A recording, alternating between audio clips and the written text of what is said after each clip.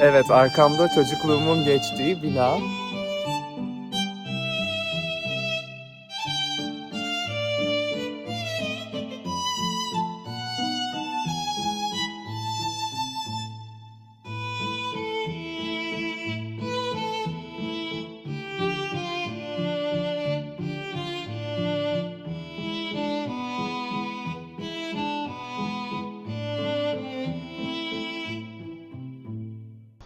Evet, şimdi mahallemizdeki en sevdiğim mantıcıya geldik. Burası ben büyürken çok sık geldiğim bir yerdi. Hatta daha ziyade eve sipariş verirdik. Çünkü mantısı çok güzeldir. Ben de mantıya bayılırım. Yurt dışında yaşayınca da insan gerçekten çok özlüyor mantı yemeği. Mahallede de nostaljik bir tur yaparken buraya uğramadan olmazdı. Şimdi çiğ börek ve mantılarımızı yiyelim. Ondan sonra mahalle turuna devam edeceğiz. Hmm. Çok lezzetli. Evet, yemeğimizi yedik, karnımızı doyurduk, birazcık nostalji yaptık ve nostalji yapmaya devam ediyoruz. Şimdi de mahallemizin pastanesine gideceğiz. Burada Özgül Pastanesi benim küçüklüğümden beri çok sevdiğim bir pastanedir.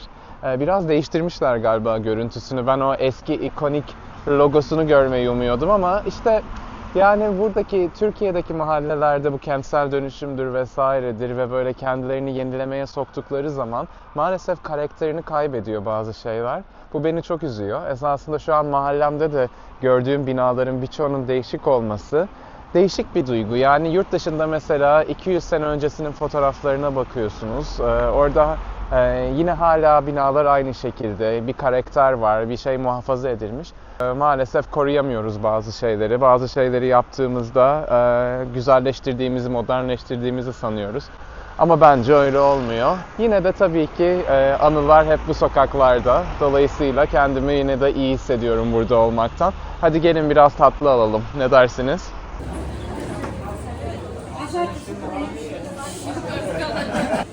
Özgür'ün sahibi. Merhaba. Nasılsınız? Evet, şimdi bugün şeyde binamızda bir yerde gideceğiz. Evet.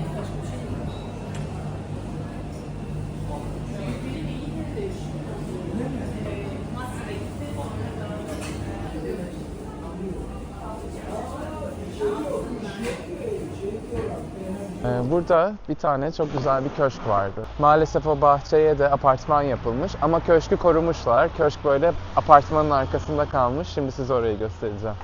Bahçesinin yerinde şu anda böyle kocaman bir apartman var.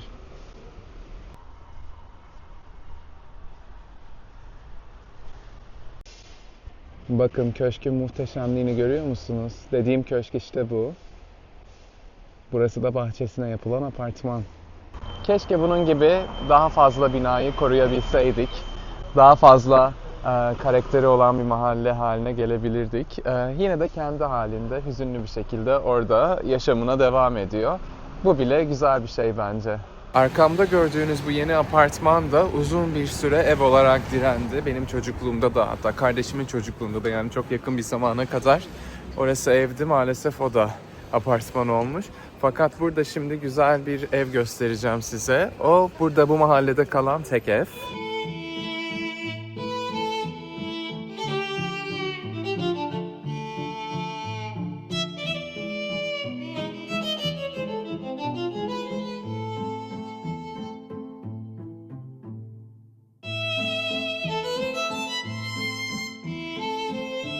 Burası esasında yazlık olarak yapılmış, yazlık bir mahalleymiş, yani sayfiye yeriymiş. Benim ailem de o zaman İstanbul'da olmalarına rağmen Ankara'da yaşıyorlarmış iş sebebiyle. Burayı da yazlık olarak kullanıyorlarmış. Yani böyle bahçeli, kocaman 2 katlı evlerin olduğu yazlık güzel bir mahalleymiş burası. Şimdi de şehrin göbeğinde bir mahalle. Şimdi çocuk parkına geliyoruz. Çünkü bu çocuk parkında hem annem çocukluğunda oynadı, hem ben oynadım, hem kardeşim oynadı. Tabii ki değişmiş yine burası da ama yeri aynı. İşte çocuk parkı burada. Annem de burada, kardeşim de burada. 3 nesil buradayız.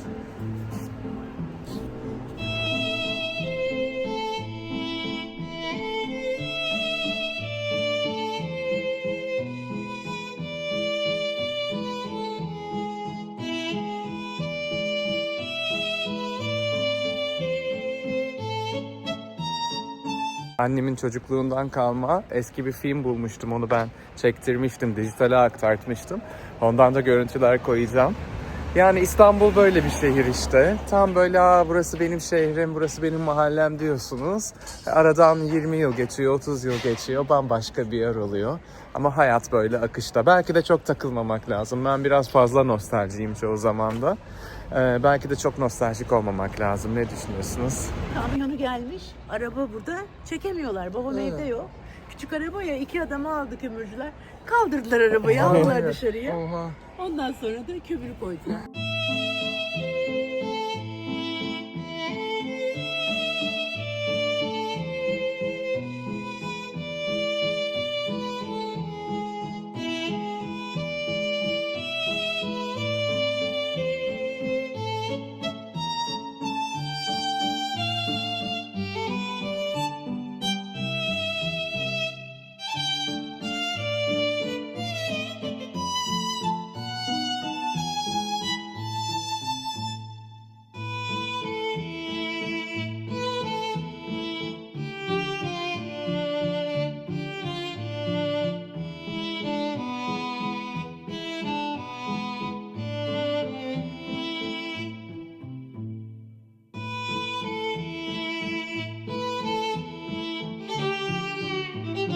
Çok güzel bir gün oldu bizim için. Evet, çok güzel, nostaljik bir gün yaşıyoruz. Evet. Burada anılarla dolu bir mahalledeyiz. Böyle kendi çocukluğumun da geçtiği yeri sizinle paylaşmak benim için özel oldu. Aynı zamanda bu videoyu yapmamın bir başka nedeni de bizim demin gösterdiğim çocukluğumun geçtiği apartmanın yıkılacak olması. Çünkü o da artık kentsel dönüşüme giriyor. Biz zaten artık orada oturmuyoruz ama çok sevdiğimiz komşumuz bizi ağırladı sağ olsun. Onun sayesinde tekrardan o anıları yad ettik. Birazcık sohbet ettik. Çok güzel oldu. Bir dahaki geldiğimde kısmetse ne zaman olursa o apartmanın yerinde artık başka bir apartman olacak. Ama bazen de düşünüyorum ki anılara çok bağlı kalmamak lazım. Yani anılar hep bizimle. Güzel anılarımızı kendi cebimizde taşıyacağız. Ama bunu bir apartmana, bir eşyaya odaklamamak lazım. Yani hayat böyle bir şey. Her şey değişebiliyor.